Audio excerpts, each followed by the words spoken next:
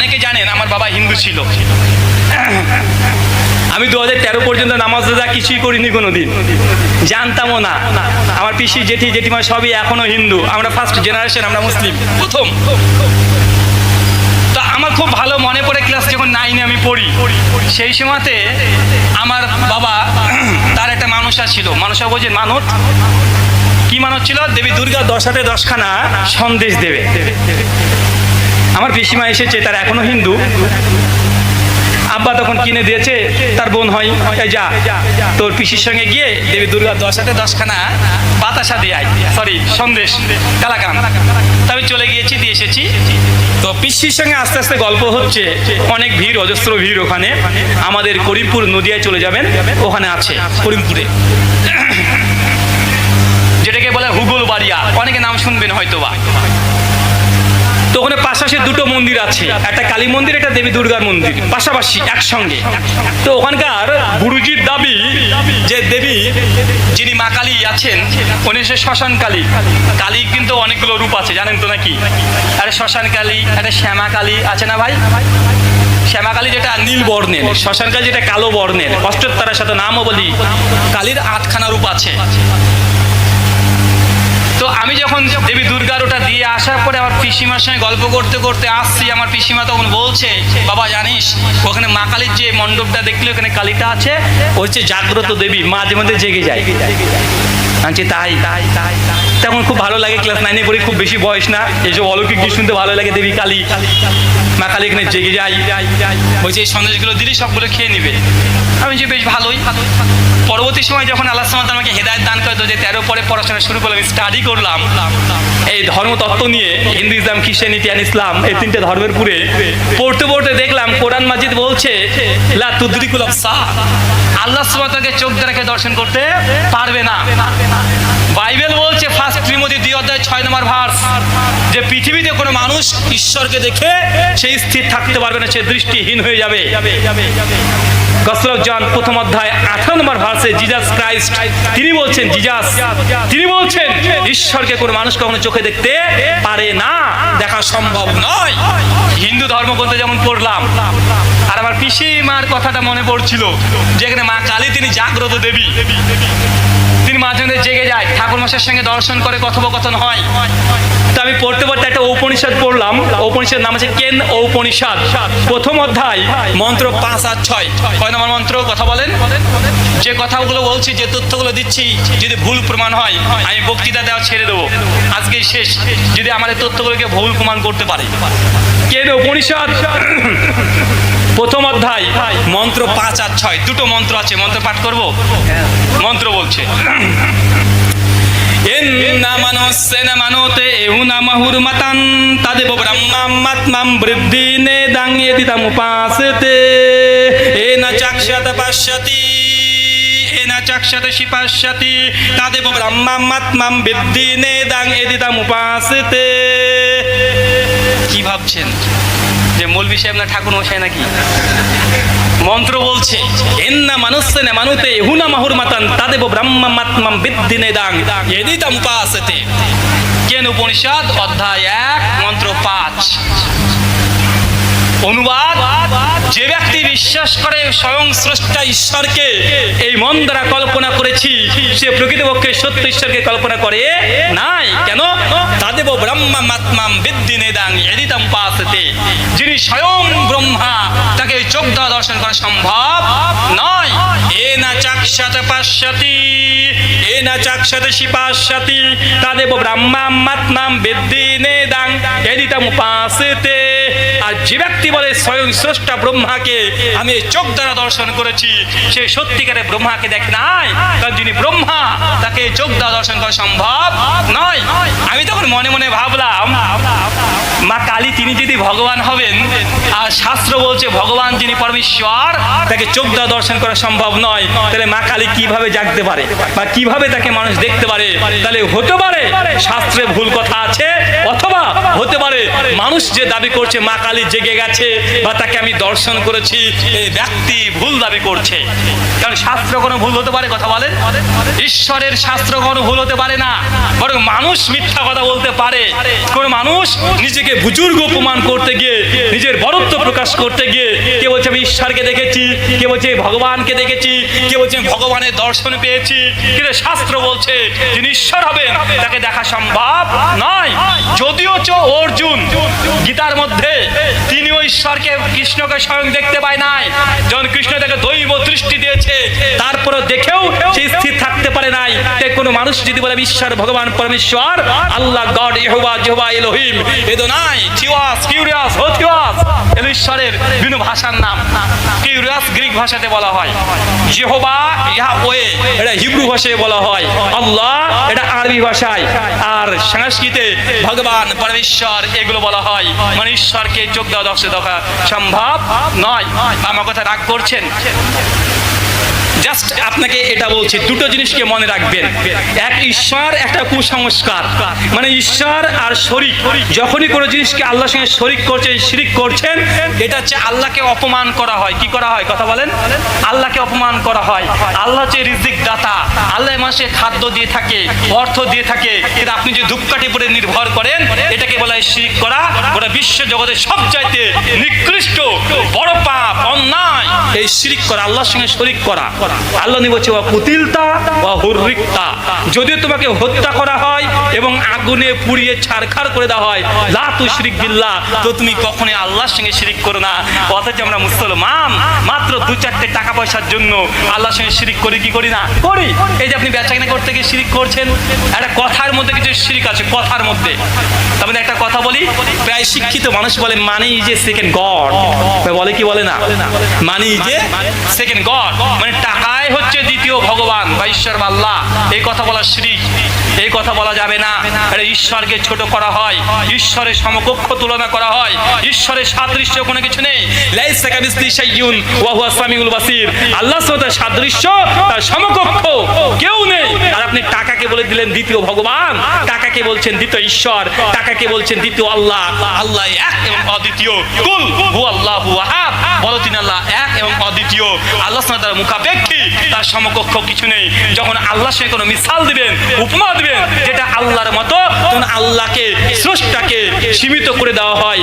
আল্লাহ অসীম, তার সঙ্গে কোনো সাদৃশ্য চলতে পারে না। কিন্তু আমরা মানুষ জাতি দিই কি দিই না কথা বলেন? আমরা দিই। ভাগবত গীতা বলছে অধ্যায় নম্বর 7 শ্লোক নম্বর 17, ভগবান শ্রীকৃষ্ণ তিনি বলছেন, ভগবান বাচু ভগবান শ্রীকৃষ্ণের কথা তিনি বলছেন, একই ভক্তির বিশেষ সাথে শুধুমাত্র একজন ভগবানের উপাসনা করো, একজনেরই আরাধনা করো। যে একজন ভগবান ঈশ্বর উপাসনা করে সেই হচ্ছে সফল কাম, সেই হচ্ছে বুদ্ধিমান। ভাই বুদ্ধিমান কোন ব্যক্তি? যে বহু ঈশ্বর উপাসনা করে না যে এক ঈশ্বর উপাসনা করে? কথা বলেন। ভগবান শ্রীকৃষ্ণ তিনি বলছেন একই ভক্তির বিশেষ সাথে শুধুমাত্র এক ঈশ্বর উপাসনা করো, যে এক ঈশ্বর উপাসনা করে এই ব্যক্তি বুদ্ধিমান। শ্রীমদ্ ভাগবত গীতা অধ্যায় 7 শ্লোক নম্বর 17। ভাগবত গীতা আবারও বলছে, শ্রীমদ্ ভাগবত গীতা অধ্যায় নম্বর 18 শ্লোক নম্বর 66, এটা মাশহুর খুব পরিচিত শ্লোক। সমস্ত হিন্দু দাদারা এই শ্লোকটা তারা কম বেশি সবাই জানে। সর্বধর্মাম পরিত্যাজা মাম একাম শরণং ব্রজ, সমস্ত ধর্ম সর্বধর্মাম, সমস্ত ধর্ম পরিত্যাগ করে দাও, মাম একাম শুধুমাত্র এক ঈশ্বর, শরণং ব্রজ তাইরই শরণাপন্ন হও। যে এক ঈশ্বরে শরণাপন্ন হয় এই সে মোক্ষ লাভ করতে পারবে, মানে পরিত্রাণ, সালভেশন, এই জন্ম মৃত্যুর যে পুনর্জন্মের চক্র থেকে এই মোক্ষ লাভ করতে পারে। কোন ব্যক্তি? মাম একাম, শুধুমাত্র এক ঈশ্বরের আরাধনা সমাপন্ন হলে এই ব্যক্তি পরিত্রাণ পাবে। তার মানে আমাদের গীতা শাস্ত্র এখানেও বলছে যে এক ঈশ্বর উপাসনা করলে আপনি আমি পরিত্রাণ পাবো। আমরা মুসলিমরা এক ঈশ্বর উপাসনা করি কি করি না কথা বলেন? কয়জনে করি? আমরা বলি ওয়া ইলাহুকুম ইলাহু ওয়াহিদ, সূরা বাকারা আয়াত নাম্বার 163। জি আরে বাবা এত সামনে থেকে নিতে হবে। জি জি আমরা যে কথা বলছিলাম যে আমরা মুসলিম এবং হিন্দুদের ভ্রাতৃত্ব কিভাবে রক্ষা পেতে পারে, এর জন্য কয়েকটা শুধু টিপস দেব। যেহেতু আমাদের ভারতবর্ষ নানা জাতি, নানা ধর্ম, নানা বর্ণ মানুষ আমরা পাশাপাশি বসবাস করি। আমাদের ওঠা বসা, চলাফেরা, ব্যবসা বাণিজ্য, স্কুল, সমস্ত জায়গায় হিন্দু, মুসলিম এবং খ্রিস্টানদের মেলামেশা আছে না নাই, কথা বলেন। কিন্তু আমরা বেশ কিছুদিন থেকে লক্ষ্য করছি মুসলিমদের এই ভ্রাতৃত্ববোধ, এই যে সর্বধর্মের একটা ভ্রাতৃত্ববোধকে নষ্ট করা হচ্ছে বা হচ্ছে কি হচ্ছে না। দু চারটে মানুষ তাদের বাজে কিছু মন্তব্যের কারণে হিন্দু মুসলিমদের মধ্যে ভ্রাতৃত্ব নষ্ট হচ্ছে কি হচ্ছে না, কথা বলেন।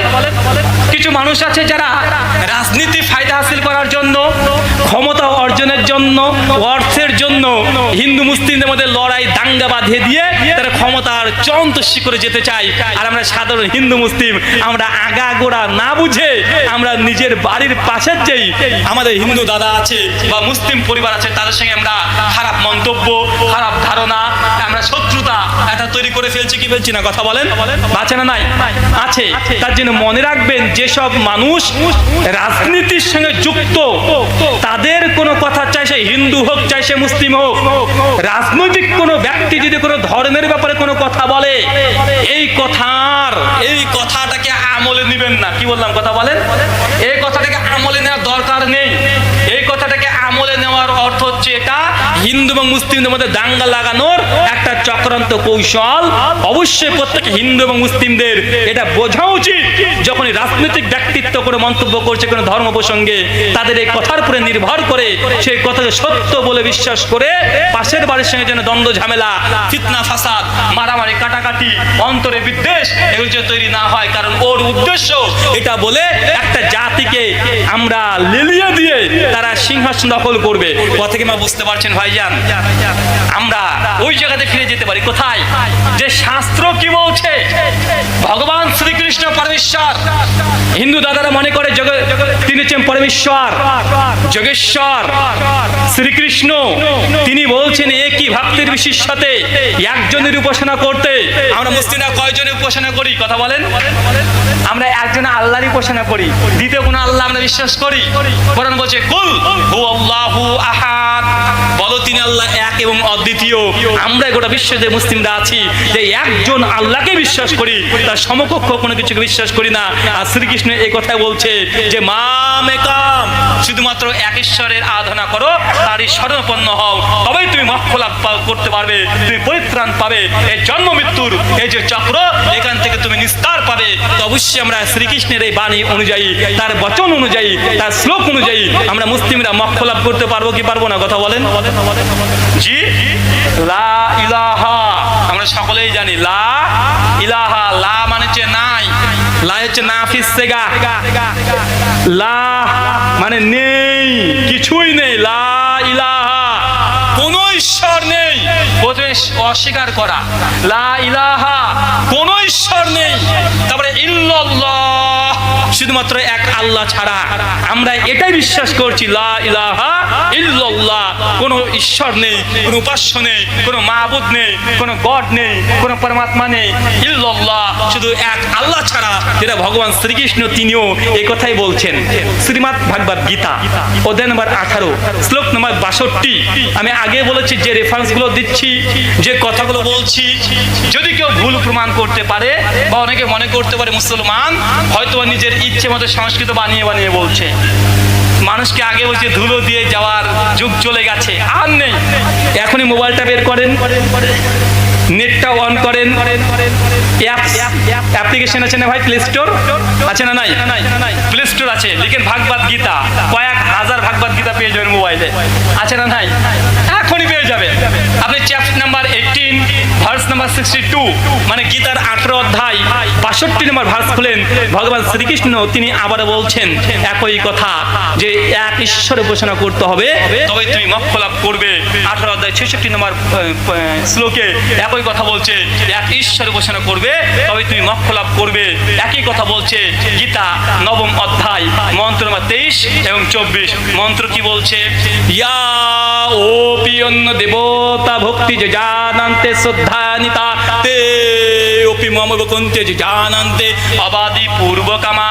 ইয়া ওপি অন্য দেবতা, হে অর্জুন, হে আমার সখা, ইয়া ওপি অন্য দেবতা, যারা সত্যিকার ঈশ্বরকে বাদ দিয়ে অন্য দেবতা অন্য অন্য দেবতাদের উপাসনা করে, তে অপি মম এবং কন্ত্য জানন্তি অবাধি পূর্বকাম, যে ব্যক্তি এক ঈশ্বর সত্য ঈশ্বরকে বাদ দিয়ে অন্য দেবতা অন্য অন্য বিভিন্ন দেবতার উপাসনা করে, এই উপাসনা স্বয়ং স্রষ্টা বলছেন অবাধি পূর্বকাম, এটা শাস্ত্রসম্মত নয়, এটা বিধিপূর্বক নয়।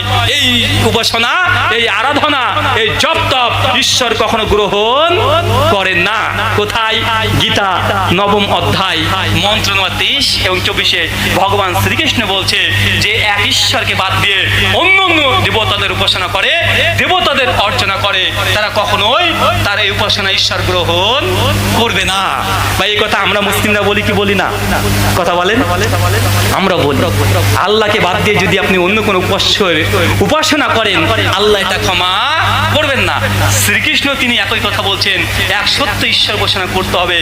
শ্রীমদ্ ভগবদ গীতা অধ্যায় 18 শ্লোক নম্বর 62 কৃষ্ণ আবার বলছে, তামেব শরণং গচ্ছা সর্বভাবনে ভারতা তৎ প্রসাদাৎ পরম শান্তি স্থানং প্রবাণস্যতি শস্যতমা। হে অর্জুন, তামেব শরণং গচ্ছা, সর্বাত্মক শক্তি দিয়ে ওই স্রষ্টার অনুসন্ধান করো, যাকে পেলে পরম শান্তি স্থানং, যাকে পেলে তুমি পরম শান্তি পাবে, তুমি মোক্ষ লাভ করতে পারবে, জন্ম মৃত্যুর পুনরুচক্র থেকে তুমি নিস্তার পাবে। শ্রীকৃষ্ণ বলছে যে ঈশ্বরকে অনুসন্ধান করো। ঈশ্বরকে কি বলছে বলেন তো? তামেব শরণং গচ্ছা সর্বভাবনে ভারতা, সর্বাত্মক ভাবে ওই ঈশ্বরকে অনুসন্ধান করো, ঈশ্বরকে খুঁজতে হবে। আপনি ঈশ্বরকে যদি না খুঁজেন, পৃথিবীতে এখন কোটি কোটি ঈশ্বর, মানুষের চাইতে ঈশ্বর বেশি হয়ে গেছে এখন, আছে না নাই? কথা বলেন ভাই, মানুষের চাইতে ঈশ্বর বেশি না? আমরা মুসলিমরা বলছি দেখো আমাদের আল্লাহ, ইনি সমস্ত কিছু করতে পারে। আমরা পরিষ্কার বলি যে ভগবান শ্রীকৃষ্ণ তিনি ঈশ্বর নন, শিব তিনি ঈশ্বর নন। যারা বৈষ্ণব মতবাদে বিশ্বাসী হিন্দু দাদাদের মধ্যে ইস্কন সম্প্রদায়, যারা গৌরী মঠে বিশ্বাসী, শ্রী চৈতন্য দেবের অনুসারী, তারা বলে যে তারা হচ্ছে বৈষ্ণব, তারা শ্রীকৃষ্ণকে মনে করে পরমেশ্বর, তারা মনে করে শিব বা লক্ষ্মী কালী দুর্গা সরস্বতী এরা ঈশ্বর নয়, এরা মাত্র দেবতা। এদের উপাসনা করলে ভগবান শ্রীকৃষ্ণ গীতা 7ম অধ্যায় 7 অধ্যায় 23 এবং 24 নম্বর মন্ত্র বলছে, যারা শ্রীকৃষ্ণের উপাসনা করতে করতে মৃত্যুবরণ করবে তারা মোক্ষ লাভ করবে, যারা অন্য দেবতার উপাসনা করে মৃত্যুবরণ করবে তারা অন্যদেরকে পাবে, যারা রাক্ষস উপাসনা করতে গিয়ে মৃত্যুবরণ করবে তারা রাক্ষসের প্রাপ্ত হবে। তার শ্রীকৃষ্ণ যারা বৈষ্ণব মতবাদী বিশ্বাসী তারা মনে করে যে শিব পরমেশ্বর নয়, এবং পরমেশ্বর হচ্ছে কে? শ্রীকৃষ্ণ। কিন্তু যারা শৈব মতবাদী বিশ্বাসী হিন্দু দাদাদের, তারা হচ্ছে জি না, আসলে আমাদের শিব ইনি হচ্ছেন পরমেশ্বর, ইনি হচ্ছেন পরমেশ্বর। কৃষ্ণ তিনি জাস্ট একজন দেবতা, জাস্ট দেবতা, তাদের মধ্যে মতনৈক্য আছে। তার মানে আপনাকে এই জন্য শ্রীকৃষ্ণ তিনিও বলছেন তামেব শরণং গচ্ছা সর্বভাবনে ভারতা, সর্বাত্মক ভাবে ওই ঈশ্বরকে তুমি খোঁজার চেষ্টা করো, যে ঈশ্বরকে পেলে তুমি পরম শান্তি স্থানাং, পরম শান্তি তুমি পাবে, মোক্ষ লাভ করবে। তাই আপনি যাকে তাকে ঈশ্বর মেনে নেবেন এটা হতে পারে না। ঈশ্বরকে এটা আপনাকে জানতে হবে বা জানার দরকার আছে না নাই? কথা বলেন।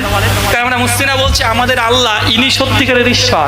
যারা হিন্দু বৈষ্ণব তারা বলছে না শ্রীকৃষ্ণ ঈশ্বর, যারা বলছে আমরা শৈব তারা বলছে না মহেশ্বর শিব ইনি হচ্ছেন প্রকৃত ঈশ্বর।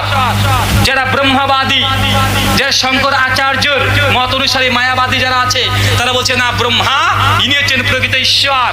যারা খ্রিস্টান তারা বলছে এরা কেউ ঈশ্বর না, যীশু খ্রিস্ট ইনি ঈশ্বর। বাচ্চারা নাই? কথা বলেন। তাহলে বোঝা যাচ্ছে পৃথিবীতে মানুষ কে যে প্রকৃত ঈশ্বর মতনৈক্য আছে না নাই?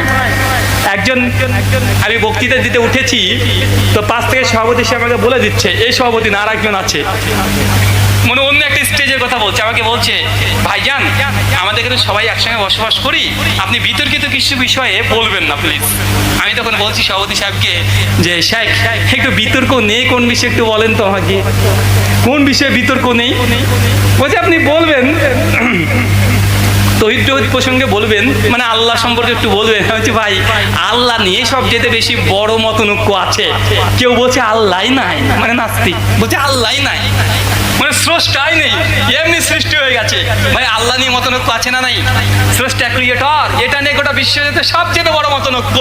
আমরা বলছি আমাদের আল্লাহ ইনি হচ্ছেন প্রকৃত আল্লাহ, হিন্দুরা বলছে না আমাদের ঈশ্বর ইনি প্রকৃত ঈশ্বর, খ্রিস্টানরা বলছে না আমাদের ঈশ্বরের প্রকৃত ঈশ্বর। তার জন্য সিমিলার কিছু কথা বলতে চাই যে ঈশ্বরের পরিচয় কি। বাদর দেখতে মানুষের মতো, মানুষে দেখতে বাদরের মতো, তো বাদরকে আপনি মানুষ বলতে পারেন না, পারবেন? কথা বলেন। কিছু সিমিলার গুণ থাকলে তাকে আপনি মানুষকে বাদর বলে দিবেন আর বাদরকে মানুষ বলে দিবেন, এটা হতে পারে না। বাদরের কিছু বৈশিষ্ট্য আছে, মানুষের কিছু বৈশিষ্ট্য আছে, বা আছে না নাই? কথা বলেন। তো যিনি ঈশ্বর হবেন তার কিছু বৈশিষ্ট্য থাকবে কি থাকবে না? ভাই সৃষ্টি আর স্রষ্টার মধ্যে কিছু বৈশিষ্ট্য অবশ্যই থাকবে, যেটা সৃষ্টির চাইতে স্রষ্টা পৃথক। সৃষ্টি থেকে স্রষ্টা কি আলাদা, স্বতন্ত্র। যেমন যিনি সৃষ্টি, জীব, এই জীবাত্মা, এগুলো সৃষ্টি, তার জন্ম আছে, তার মৃত্যু আছে, আছে না নাই? কুল্লু নাফসিন যায়কাতুল মাউত, জীব মাত্রই মৃত্যুর স্বাদ গ্রহণ করবে। সূরা বাকারা আয়াত 985। ভাগবত গীতা অধ্যায় 2 মন্ত্র 31, যিনি জন্মিয়েছেন তিনি মৃত্যুবরণ করবেন। মানে জীব সৃষ্টি তার দৃষ্টয় আছে, ধ্বংস আছে, মৃত্যু আছে। কে যিনি স্রষ্টা তার কি মৃত্যু আছে? কথা বলেন। যিনি স্রষ্টা হবেন তার মৃত্যু হয় না। আল্লাহ সুবহানাহু ওয়া তাআলা বলছেন পবিত্র কোরআন সূরা বাকারা সূরা নম্বর 2 আয়াত নম্বর 255, আয়াতুল কুরসি সকলে আমরা জানি, ওয়াল হাইয়ুল কাইয়্যুম, তিনি চিরঞ্জীব, চিরস্থায়ী। আল্লাহ সুবহানাহু ওয়া তাআলা মৃত্যুবরণ করেন না, বা আল্লাহ মৃত্যুবরণ করবে? আল্লাহ মৃত্যুবরণ করবেন না। কুল্লু মান আলাইহা ফান ওয়া ইয়াবকা ওয়াজহু রাব্বিকা যুল জালালি ওয়াল ইকরাম, সমস্ত কিছু ধ্বংস হয়ে যাবে, কিন্তু আল্লাহ সুবহানাহু ওয়া তাআলা যে স্রষ্টা তিনি ধ্বংস হবেন না। সূরা রহমান সূরা 67 আয়াত নম্বর 25, 26, 27। মানে আল্লাহ বা স্রষ্টার একটা গুণ হচ্ছে এটা যে তিনি মৃত্যুবরণ করবেন না। স্রষ্টা কখনো মৃত্যুবরণ করতে পারে না। ভাগবত গীতা বলছে অধ্যায় নম্বর 10 শ্লোক নম্বর 3, শ্রীকৃষ্ণ তিনি বলছেন, ইয়ামাম আজাম মানাদিম চ ভিত্তলোক মাহেশ্বরাম আসাম মুরা সুমেরতিষু সর্ব পাপেই প্রমুচ্ছতে। ইয়ামাম আজাম অনাদি, শ্রীকৃষ্ণ বলছে ইয়ামাম আজাম অনাদি, যে ব্যক্তি বিশ্বাস করে স্বয়ং স্রষ্টা ঈশ্বর আজাম, জন্মগ্রহণ করে না, অনাদি, যার কোনো মৃত্যু নেই, অনাদি, চিরস্থায়ী, হাইয়ুল কাইয়্যুম, চিরঞ্জীব, চিরস্থায়ী, সর্ব পাপে হি প্রমুচ্ছতে, এই ব্যক্তি সমস্ত পাপ থেকে পরিত্রাণ পাবে। কোন ব্যক্তি? কথা বলেন। যে ব্যক্তি এমন ঈশ্বরে বিশ্বাস করে যে ঈশ্বর কখনো মৃত্যুবরণ করে না, এই ব্যক্তি সমস্ত পাপ থেকে মুক্তি পাবে। এখন বলুন তো, আমরা যে আল্লাহকে বিশ্বাস করি, আমাদের আল্লাহ তিনি কি মৃত্যুবরণ করেছেন? কথা বলেন। ইন্না লিল্লাহি ওয়া ইন্না ইলাইহি রাজিউন, আল্লাহ কখনো মৃত্যুবরণ করতে পারে না, আল্লাহর কোনো মৃত্যু নেই। এখন আমি হিন্দু দাদাদেরকে বা পৃথিবীতে যারা যাকে স্রষ্টা যে বিশ্বাস করেন, আপনি আপনার স্রষ্টাকে দেখেন তো, আপনার স্রষ্টা কি মৃত্যুবরণ করেছে? যদি মৃত্যুবরণ করে, শ্রীকৃষ্ণ বলছে তিনি ঈশ্বর নন, কারণ ঈশ্বরে কখনো মৃত্যু হয় না, ঈশ্বর মৃত্যুবরণ করতে পারে না। ঈশ্বরের এটা বৈশিষ্ট্য নয় যে ঈশ্বর মৃত্যুবরণ করবে, এই ঈশ্বর কখনো সত্যিকার ঈশ্বর নয়। ঈশ্বরের আরেকটা বৈশিষ্ট্য আছে, যিনি ঈশ্বর হবেন তিনি কখনো জন্মগ্রহণ করেন না। ঈশ্বর জন্মগ্রহণ করবে? কথা বলেন। যিনি ঈশ্বর হবেন তিনি কখনো জন্মগ্রহণ করবেন না। আল্লাহ সুবহানাহু ওয়া তাআলা বলেছেন পবিত্র কোরআন সূরা ইখলাস সূরা নম্বর 112 আয়াত নম্বর 3, লাম ইয়ালিদ ওয়া লাম ইউলাদ, আল্লাহ কখনো জন্মগ্রহণ করেন না, আল্লাহ কাউকে জন্ম দেন না। আল্লাহ ক্রিয়েটর, সৃষ্টি করে, জন্ম দেওয়া আল্লাহর কাজ নয়, জন্ম সৃষ্টি দেয়। আমার বাবা মায়ের সঙ্গে ফিজিক্যাল রিলেশন করে আমি জন্ম হয়েছি, এটা জন্ম দেওয়া। কিন্তু আল্লাহ সুবহানাহু ওয়া তাআলা কোন সৃষ্টির সঙ্গে মিশে গিয়ে তিনি এই সৃষ্টি প্রক্রিয়ার মাধ্যমে কিছু জন্ম দেন না, এবং তিনি সৃষ্টি করেন, কুন ফায়াকুন, আল্লাহ অর্ডার করে আর সেটা হয়ে যায়। কথাকে বুঝতে পারছেন ভাইজান? তার মানে যিনি ঈশ্বর হবেন, যিনি আল্লাহ হবেন, তিনি জন্মগ্রহণ করতে পারে। ধরুন আপনাকে বলছি, আমি আপনার স্কুলের ছাত্র, আপনি আমার শিক্ষক, আমি একদিন স্কুলে যাইনি, এবং শিক্ষক বলছি কিরে তুই কালকে কেন স্কুলে আসিসনি? এখন আমি অজুহাত পেশ করে বলছি যে স্যার আমাদের পাড়াতে একটা ঈশ্বর জন্মগ্রহণ করেছে, দেখতে গেছিলাম, এই জন্য আমি স্কুলে আসিনি। এবং আপনি কি বলবেন? কিরে পাগল নাকি, ঈশ্বর জন্মগ্রহণ করেছে? বা আমি যদি বলি যে স্যার কালকে স্কুলে আসিনি এই জন্য যে আমাদের করা যে ভগবান ছিল, ভগবান মারা গেছে বা ঈশ্বর মারা গেছে বা আল্লাহ মারা গেছে, ভাই এই কথা বললে আপনি আমাকে পাগল বলবেন না? কারণ ভগবান ঈশ্বরের এটা বৈশিষ্ট্য নয় যে মৃত্যুবরণ করবে সে ভগবান হতে পারে না। সৃষ্টি মৃত্যুবরণ করতে পারে, স্রষ্টা মৃত্যুবরণ করতে পারে না। সৃষ্টি জন্মগ্রহণ করতে পারে, স্রষ্টা জন্মগ্রহণ করে না। এই কথাই পবিত্র কোরআন বলছে, লাম ইয়ালিদ ওয়া লাম ইউলাদ। আল্লাহ কোনো জন্মগ্রহণ করেন না, আল্লাহ কোনো জন্ম দেন না, আল্লাহ শুধু সৃষ্টি করেন, তার মানে আল্লাহ জন্মগ্রহণ করবেন না। একই কথা ভগবান শ্রীকৃষ্ণ তিনি আবার বলছেন শ্রীমদ্ ভাগবত গীতা অধ্যায় নম্বর 10 শ্লোক নম্বর 3, ইয়ামাম জাম্মানাদিম চবিত্ত লোক মহেশ্বরাম আসাম্মুরা সুমেরতসু সর্ব পাপেহি প্রমুচ্ছতে। ইয়ামাম আজাম, যে ব্যক্তি বিশ্বাস করে স্বয়ং স্রষ্টা আজাম, যিনি জন্মগ্রহণ করেন না, আজাম জন্মগ্রহণ করেন না, সে আদি থেকেই আছে। সর্ব পাপেহি প্রমুচ্ছতে, এই ব্যক্তি সমস্ত পাপ থেকে মুক্তি পাবে। মানে আমাদের কোন ঈশ্বর উপাসনা করা উচিত? কথা বলেন কোন ঈশ্বরের? যে ঈশ্বর জন্মগ্রহণ করেন নাই, যে ঈশ্বর মৃত্যুবরণ করে না, এই ঈশ্বরকে আগে দেখতে হবে যে কোন ঈশ্বর জন্মগ্রহণ করেনি, মৃত্যুবরণ করেনি। এই ঈশ্বরকে আগে খোঁজেন। এই জন্য কৃষ্ণ বলছে যে ঈশ্বরকে খুঁজতে হবে, ঈশ্বরকে আগে খোঁজো। যাকে তাকে ঈশ্বর হিসেবে বিশ্বাস করা যাবে না, কারণ ঈশ্বরকে অনুসন্ধান করতে হবে। লক্ষ লক্ষ ঈশ্বর ঘুরে বেড়াচ্ছে, এবং সঠিক ঈশ্বর কোনটা আপনি তার বৈশিষ্ট্যদের চিনতে হবে। শ্রীকৃষ্ণ এই জন্য বলছে ইয়ামাম আজাম, যিনি ঈশ্বর হবেন তিনি কখনো জন্মগ্রহণ করেন না। এখন খুঁজে দেখেন কোন ঈশ্বর জন্মগ্রহণ করেনি। আপনাকে প্রশ্ন করি ভাই জান, বলুন তো আল্লাহ কখনো জন্মগ্রহণ করেছে? আমরা বলেছি আল্লাহ আরবে জন্মগ্রহণ করেছে, কথা বলেন? আমরা বলি? আমরা তো বলি না। আল্লাহ স্রষ্টা, তিনি জন্মগ্রহণ করে না। একটা অভিযোগ আছে, কিছু কিছু মানুষ বলে, আমার পিসিমা আমাকে একদিন বলছে যে বাবা তোরা মুসলমান আমাদের শিব ঠাকুরকে বেঁধে রেখেছিস, তোরা খুব বদ। আমি তো বলছি পিসিমা কোথায় বেঁধে রাখলাম শিব ঠাকুরকে? উনি তখন বলছেন, আমার পিসিমার কথা বলছি, উনি তখন বলছেন যে কেন তোদের মক্কাতে আমাদের শিব ঠাকুরকে বেঁধে রেখেছিস তোরা? ভাই অনেকে অভিযোগ করে না যে মক্কাতে আমরা শিব ঠাকুরকে বেঁধে রেখেছি। কোনটা শিব ঠাকুর বলেন তো ভাই? মানে তারা বলতেছে হাজরে আসওয়াত, তারা কালো একটা পাথর আছে না, কাবা শরীফের সঙ্গে লাগানো আছে, এখন ওটাকে বলছে এটা আমাদের শিবলিঙ্গ, অথবা এটা আমাদের শিব ঠাকুর। আমার পিসিমা আল্লাহি আল্লাহর কসম করে বলছে, আমাকে বলছে যে তোমরা মুসলমান খুব বদ, তো কেন বদ? ওটা আমাদের শিব ঠাকুরকে বেঁধে রেখেছো। আজ পিসিমা শিব ঠাকুর সৌদি আরবে গেল কিভাবে? শিব ঠাকুরের যে ইতিহাসগুলো আমরা পাই শিব পুরাণ থেকে এবং শিব গীতা থেকে। অনেক মানুষ মনে করে গীতা শুধু ভাগবত গীতা, গীতা একখান না, গীতা টোটাল 36 খানা গীতা আছে। গীতা কতটা আছে? 36 খানা। শুধু ভাগবত গীতা এটা কৃষ্ণ গীতা, মূলত কৃষ্ণ গীতাকে ভাগবত গীতা বলা হয়। যারা শৈব তারা শিব গীতাতে বিশ্বাস করে। শিব গীতা প্রকাশনী হয়েছে, কলকাতা থেকে কিনে নিতে পারবেন।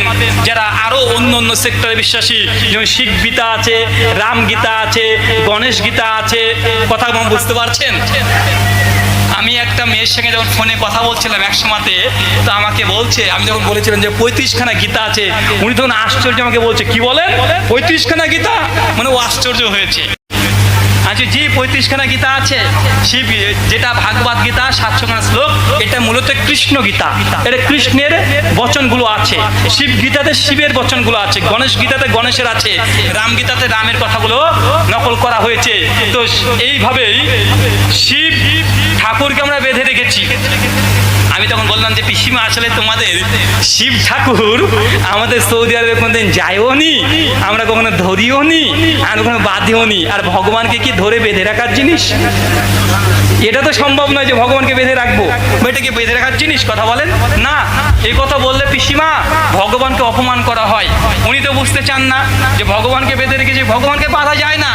ভগবানকে বাঁধলে ভগবানের অপমান করা হয়। তো বলছে না না, তবু তোমরা বেঁধে রেখেছো। মানে আমাদের হাজরে আসওয়াতকে বলছে এটা নাকি তাদের শিবলিঙ্গ। এটা আসলে শিবলিঙ্গ নয়, এটা হাজরে আসওয়াত নবী আদম আলাইহিস সালাম জান্নাত থেকে এটাকে নিয়ে এসেছিল। প্রথমে এটা কালার ছিল সাদা। কি ছিল কথা বলেন? সাদা।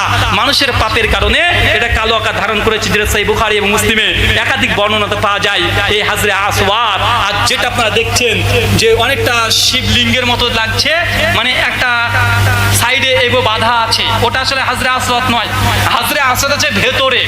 ওমর বিন খাত্তাব রাদিয়াল্লাহু আনহু জামানাতে যখন টেম্পল অফ সুলাইমান যখন দখল করে, সেই সময় রোমানদের সঙ্গে যখন যুদ্ধ হয়, কুস্তিনতুনিয়ার যুদ্ধ হয়, সেই সময় একটা পর্যায়ে হাজরে আসওয়াদকে সঙ্গে সঙ্গে নিয়ে চলে গিয়েছিল ওই যুদ্ধের কারণে।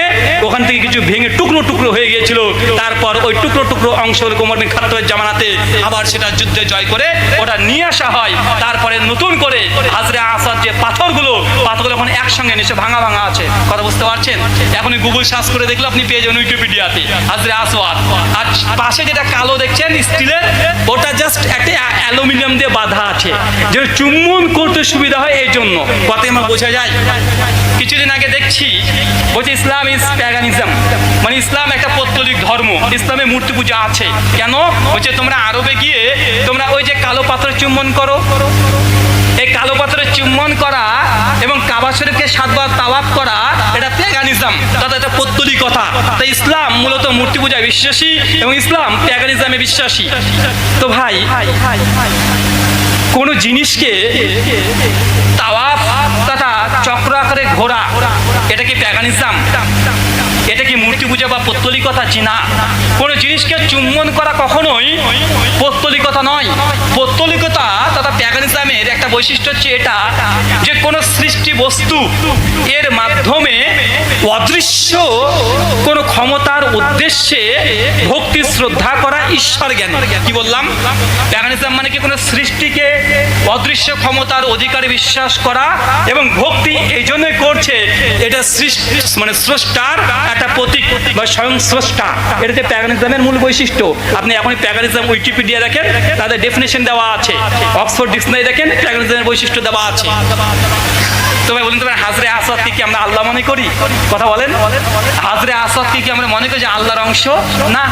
এবং সহিহ বুখারী 1504 নম্বর হাদিস, কিতাবুল হজ, ওমর বিন খাত্তাব রাদিয়াল্লাহু আনহু একটা রিওয়ায়াত এসেছে যে তিনি হাতে একটা লাঠি নিয়েছেন, হাজরে আসওয়াদের কাছে গিয়েছেন, গিয়ে ধরেছেন, ঠোকাচ্ছেন না, বলছে হাজরে আসওয়াদ, তুই আমার উপকারও করতে পারিস না, ক্ষতিও করতে পারিস না, আমি তোকে চুম্বন দিচ্ছি, কিস করছি এই জন্য যে আমার নবী মুহাম্মদ রাসূলুল্লাহ সাল্লাল্লাহু আলাইহি সাল্লাম তিনি চুম্বন করেছে, এটা আমি দেখেছি, এই জন্য হাজরে আসওয়াদ থেকে চুম্বন করছি, তুই আমার ক্ষতিও করতে পারিস না, উপকারও করতে পারিস না।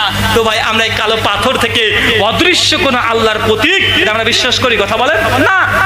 বরং আমরা বিশ্বাস করছি ওমর বিন খাত্তাব বলছে নিজেই যে তুই আমার উপকারও করতে পারিস না, ক্ষতিও করতে পারিস না। তাই কালো পাথরে চুম্বন করা বা কিস করা, এটা পৌত্তলিকতা বা মূর্তি পূজার সাদৃশ্য নয়। আর কোন মূর্তি পূজারী পেগান তারা তাদের স্রষ্টার প্রতীককে কোনো চুম্বন করে তারা আরাধনা করে এমনটা নয়। পরে কথা বলেন, যারা খ্রিস্টান আছে, খ্রিস্টান দুটো গ্রুপ, বড় বড় গ্রুপ আছে, একটা ক্যাথলিক আর একটা প্রোটেস্ট্যান্ট। যারা ক্যাথলিক তারা মাদার মেরিকে তারা বলে ঈশ্বরের মা। কথা বুঝতে পারছেন? আচ্ছা, আমার সময়টা বলে দিন, 1 মিনিট চলে এসেছে। ক্যাথলিকরা মনে করে মাদার মেরি, মারিয়াম আলাইহিস সালামকে মনে করে ঈশ্বরের মা, এবং ক্যাথলিক গির্জাগুলোতে দেখবেন মারিয়মের মূর্তি আছে, আছে না, এবং ছবি আছে, তারা বলে মাদার গড, ঈশ্বরের মা। জি, মাদার গড তাই মনে করে। কোনো খ্রিস্টানকে দেখেছেন যে তারা মাদার মেরির মূর্তিতে চুম্বন করছে বা কিস করছে? করে না। কেন? কারণ চুম্বন করা এটা উপাসনার কোনো পদ্ধতি নয়। কোনো হিন্দু দাদাকে দেখবেন না যে কালীকে, দেবী কালী বা লক্ষ্মী বা সরস্বতী একে চুম্বন করছে, এটা উপাসনার পদ্ধতি নয়। আপনি আপনার স্ত্রীকেও কিস করেন, চুম্বন করেন, আপনি কি আপনার বউয়ের উপাসনা করছেন? বলেন। আমি আমার ছেলেকে চুম্বন করি, আমি কি আমার ছেলের চুম্বন করছি অর্থ কি উপাসনা, ওয়ার্শিপ করছি, ইবাদত করছি? না। চুম্বন করা এটা ইবাদত বা ওয়ার্শিপ নয়। চুম্বন ভালোবাসা সম্মানের জন্য করা হয়। কথাকে বুঝতে পারছেন? তাই হাজরে আসওয়াদকে চুম্বন করা এটা প্যাগানিজম নয়, এটা মূর্তি পূজারি নয়, আর এটা শিবলিঙ্গও নয়। একটা মন্ত্র দিয়ে আজকে আলোচনা শেষ করব। শেখ চলে এসেছে মন্ত্রের শেষ অংশ, শ্বেতাসূত্র পরিষদ অধ্যায় নম্বর 6 শ্লোক নম্বর 9। ওখানে পরিষ্কার হয়ে বলছে, নাচস্যে কশ্চিৎ পাতিরাস্তি লোকো নাচে সীতালিঙ্গামা সাকারানাম কারণাপাদিপো নাচস্যে কশ্চিৎ জেনিতে না জেনিপা। যিনি ঈশ্বর হবে, নাচস্যে কশ্যে কাশ্চিৎ পাতিরাস্তি লোক না চেসিতা লিঙ্গামা নচা লিঙ্গামা, তার কোনো লিঙ্গই থাকবে না। শিবলিঙ্গ অনেক পরে কথা, যিনি ঈশ্বর হবেন নচা লিঙ্গামা, তার কোনো লিঙ্গ থাকবে না। এটা ঈশ্বরের একটা বৈশিষ্ট্য। নচা লিঙ্গামা, তার কোনো লিঙ্গ থাকবে না। নচাপাতি, তার কোনো স্বামী থাকবে না। এটা হচ্ছে ঈশ্বরের একটা গুণ। আল্লাহ সুবহানাহু ওয়া তাআলা এই কথাগুলো বোঝার তৌফিক দান করো। সকলে পড়ি আল্লাহুম্মা আমিন। আমার কথায় যদি কেউ যদি অনুভূতিতে আঘাত পান, আপনার কাছে অবশ্যই অন্তঃস্থল থেকে আমি ক্ষমা চেয়ে নিচ্ছি।